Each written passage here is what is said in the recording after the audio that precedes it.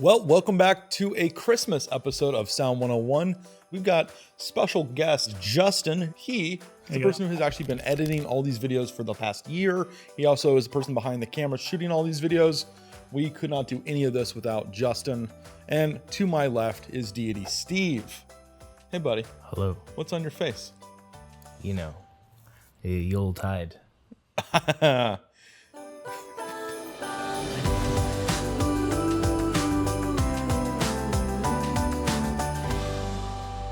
So this episode is all about looking back at 2019. This is our idea of a YouTube rewind kind of thing, to recap everything that we've done, had a lot of fun here, and not sometimes a lot of fun. But we're going to kind of talk about our favorite moments, talk about our favorite fans that comment on almost every single video, and the comments that really kind of touched us in the moments that were our favorites for the year. Plus, Justin, you told us you have a bunch of bloopers you've been saving all year for this episode. My mouth is really wet right now. So at the end of the episode, you guys can watch Steve and I mess up a ton of times.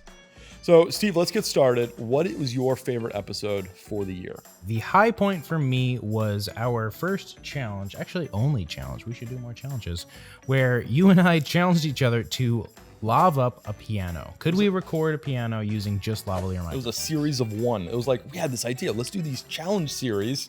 Right. We did one. And like it kind of died really quick, even though it was our favorite episode to shoot. For sure. So if you have ideas for future challenges 2020, leave them in the comments below. I tried to cheat. It didn't work. I lost. The only challenge we've ever done, and I lost to Steve. So. Yeah, if you want to watch this episode, there's always next year. Link in the description below if you want to watch that episode. My favorite episode for the whole year was actually our 10K giveaway episode.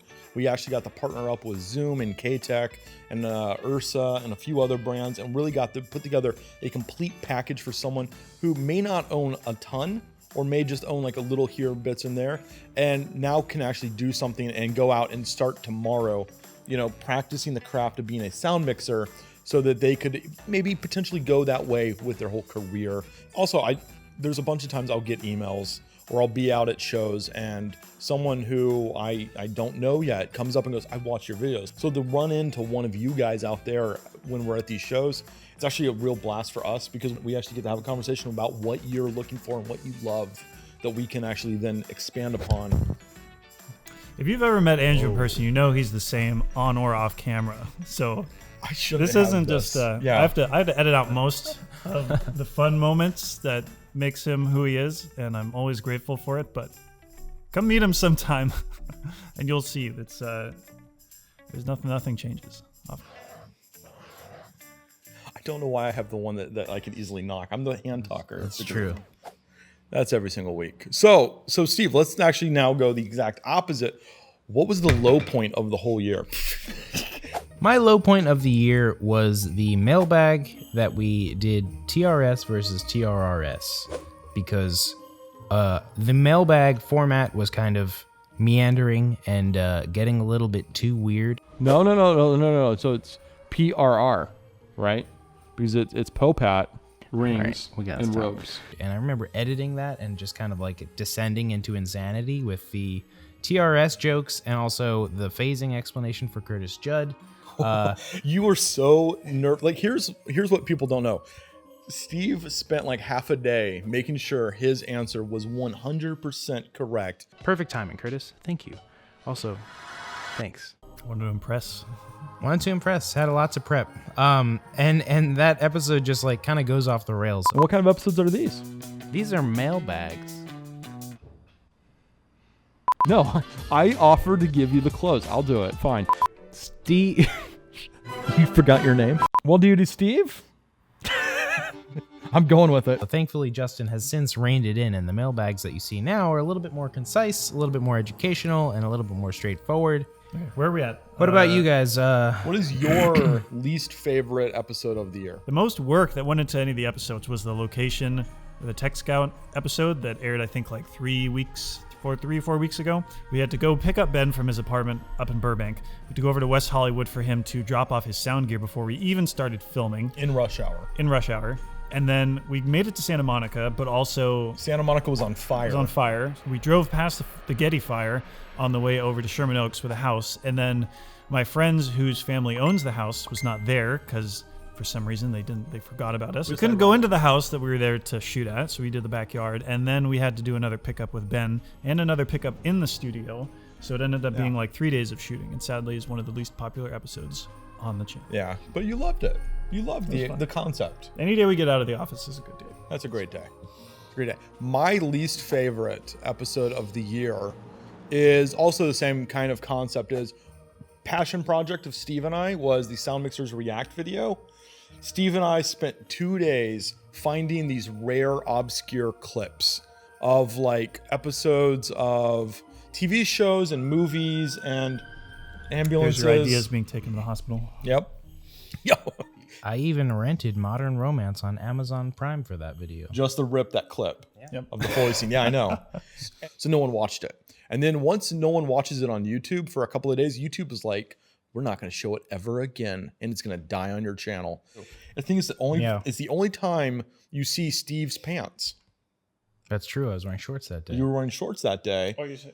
And we normally shoot at table length. I thought you were talking about, but he also had shorts on the Lav piano episode. Actually, I remember that was the first time. Yeah, the only two times. I was worried about that too. Yeah, the only 2 times we've ever seen your pants, and they're both short pants. I often wear shorts. Yeah. Okay, so we had our highs, we had our lows, but let's now talk about the people who stuck with us throughout the whole thing. Our favorite fans. Andrew, your fan award. My favorite fan award is going to go to someone named Druid Media without the D. So it's not Droid Media, but it's like Druid Media. Yeah. And it's because almost every video, every other video, he's commenting, he's calling back some older episodes. And it's just been really cool to see a fan who really just loves watching every single week. It's motivating to me because some days I don't have a voice. I don't want to get in front of the camera, and it keeps me going. Yeah. So you're going to win a D3 Pro. Thank you. What is yours? I'm going to go with similarly, most appreciative fan, Gambit896. I see your comments frequently, but not too frequently. There are people who just every episode, like 2 thumbs up, and like that's the extent of their comment. I think it's pretty clear that you watch the channel and you value the educational content, and we appreciate that because that's what, like you said, that's what keeps us going. That's why we're doing this. So thank you so much, and enjoy your D3 Pro. Yeah. And Justin, what is your big favorite fan comment of the year? I think my category is best critic because although it is great to have the positive feedback for the work that we do, the channel would never change if we didn't have thoughts or opinions from other people how we could do better. And in my opinion, that is best deserving of Roy Spears for his comment back about half a year ago when we were getting a little off the rails with the mailbag episodes. So although they were, don't give me that look, they were the most fun to shoot absolutely for us. But in the end, I do think it became more of an entertainment rather than an educational channel when we went to those episodes. So I think his comments changed this channel the most out of this year. So you tricked me to be professional, didn't you? No, we just edit more. That kind of wraps it up for us. And now what you guys probably really want to watch is Steve and I do a bunch of takes and mess up and curse a lot at our own follies. End of the year. Thank you guys for sticking with us. Thank you. Thank you. We couldn't do any of this without you guys, honestly. So enjoy. Don't worry about it. We're going to cut around this.